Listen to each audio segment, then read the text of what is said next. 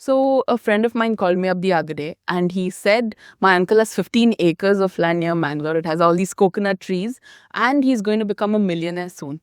He's telling me I can invest at the bottom right now and get rich with him. But the thing is, I don't know how valid carbon credits are, if it's a scam or if it's just like, another crypto type hype. And the information I've gotten are just from like Instagram reels and maybe some like WhatsApp forwards here and there, right? And to answer all of these questions, we have Saif with us. He's the co-founder of NatureMark Systems. They provide tech solutions to companies to help in their decarbonization process. So, Saif, I'm sure you must get this question all the time, right? So, Rihanna, you won't believe me when I say this. Every week, I get couple of calls from someone who's someone's friend or someone's cousin. They have like a plot of land and they have been promised that they can make around 50,000 per acre per year. And then I'm supposed to be the one to break it down to them that what's actual information and what's just what's a forward they have read.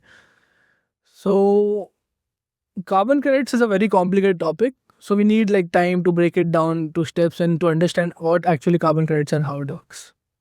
Okay. So, the big question, my friend's uncle has 15 acres of land. So, how can he go about generating these carbon credits? So a misconception commonly people have is that okay, if I have one piece of land or like one acre, 2 acres, like or 15 acres as in your uncle's case, the problem is they think it's a carbon credit is actually just like okay, you have one land, you put in some trees, and then you can generate carbon credits and become millionaires. But that's not actually the truth. So there are a lot of criteria in place to generate the carbon credits. Okay, so then can you explain these criteria? And if 15 acres is too small, what's the minimum amount of land you need? So 15 acres in itself is not that small for like good for crop plantation or something like that. If you want to have a supplementary good income, so you can go for plantations and farming. But then if you want to just generate carbon credits, 15 acres is too small.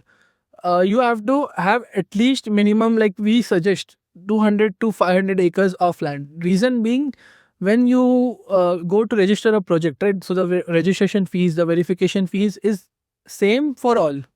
So it won't make sense for putting in so much money for just a 15 acres land. You can just if you have a bigger land, so it's better option to go for that. Okay, so does that mean my friend's uncle's dream is dead in the water?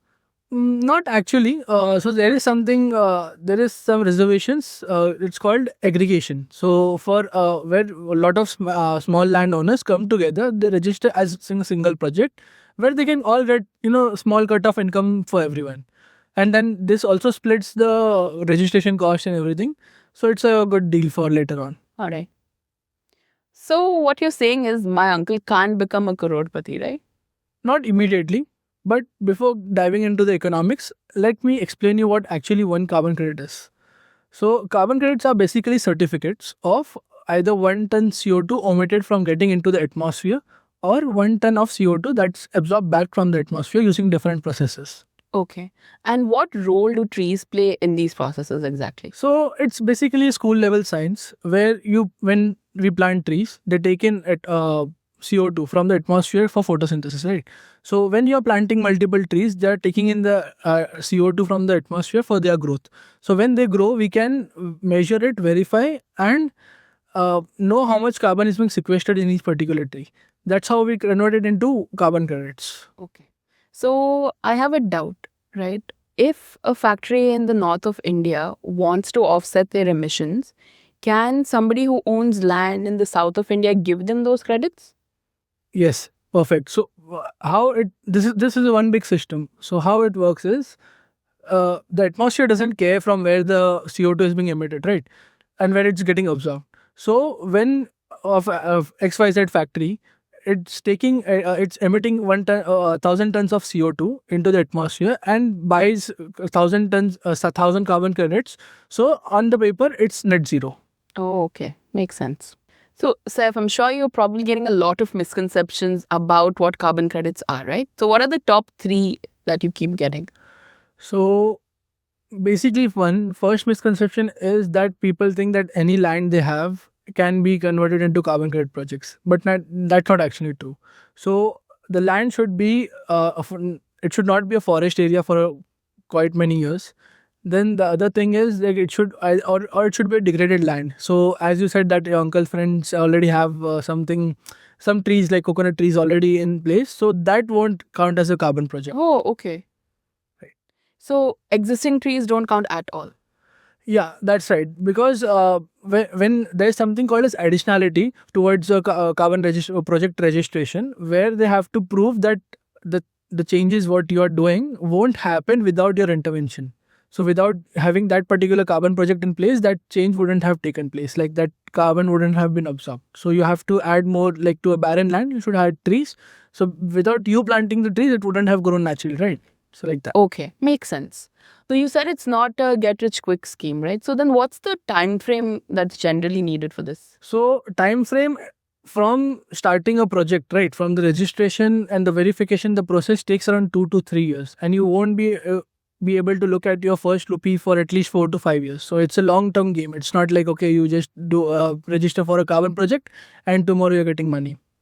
Okay, and then what's the third misconception? Third misconception is like how you said it's a get quick rich scheme. That's not actually true. So when you go for a carbon credit project registration, at best in current voluntary market, one carbon credit is equivalent to 800 to 1500 rupees. So on that basis of that calculation, if you have 1 hectare, well managed forest will have around 5 to 10 tons of CO2 sequestered, right? So on that calculation, anywhere around from 1 hectare, you will be getting around 25 to 50,000 rupees per year. And after that, oh sorry, my mistake. It's around 4 to 15,000 per hectare per year. So that's low. And in your friend's uncle's case is around 15 acres. So that's around 6 hectares. So he's looking at around 25,000 to 19,000 at best. So a good supplementary income, but not retirement money. Retirement money makes sense. Okay, so now we've talked about like the financials aspect of it. Now my question is, how can you measure this carbon emission, right? How do you, it's not like you can put a meter or anything on a tree. Right. So that's what we do at Nature Mark Systems. So first, when we started, right, so this is a very tedious process where you have to send in people on ground. They have to manually measure the trees, height, weight, species. Then they have to come back to the office. Then they have to put all the data in the laptop and then do perform scientific calculations and analysis to know how much carbon is being sequestered in each tree and at that particular plot of land. It's very like tedious, very It is very tedious, very slow. It takes a lot of time. So that's why to mitigate that, we have developed a device called ArborTag. So what ArborTag does is it's an AI/ML device where you take a photo of a tree. It will recognize the height and the width. You have to inform it about only the species, and with that, it automatically performs all the calculation and analysis on the device itself, and it generates a complete detailed analytics report. Okay, so then technology essentially makes this process much more easy. Yes, yes. So that's what actually what we help with. ArborTag improves the measurement time. It saves a lot of time, saves a lot of money in manpower, and it's also more credible. So the data which you get from the device is more credible than we are doing the calculation by ourselves. So more accurate data through Arbiter. So I have a question. How do you qualify for carbon credits? What is the process that you need to do to actually get started? Okay, that's a good question. So for a good afforestation or reforestation project, you need to have first a good land that is not been a forest for at least 10 years, or a degraded land or agricultural wasteland. Second, you have to have at least proper ownership of the land, or a minimum to 20 to 30 years of lease. Because the carbon credit project runs on for decades, and a commitment to maintain the project, because it will you cannot cut trees for at least 5 years, next 5 years. And the scale issue that you mentioned? Right, the scary. So the cost for one carbon credit project, right? One carbon credit project verification and the registration cost around 15 to 30 lakhs, depending on the body you are going for the registration, right? So making 50,000 per hectare per year you won't be able to recover your money. So the best option for you is for a small landowner is to aggregate like many small plots together and register as one project. So where they can split the cost of the registration and get a good supplementary income. Okay, makes sense. That's super informative. Okay, Saif, so then let me summarize carbon credits for everyone watching. Number one, carbon credits are real, they're not a scam. Number two, 15 acres might be a bit small. So you might not be able to do a standalone project. So your best bet in that case is to go with an aggregated landowners project. And existing trees don't count. Number three is that you're not going to make a lot of money from it right off the bat. It takes time and there's quite a lot of investment that needs to be made. So you can expect a modest supplementary income, right? That's a perfect summary. And for the viewers, I'd like to add one more point: to be suspicious of anyone guaranteeing huge returns in no time.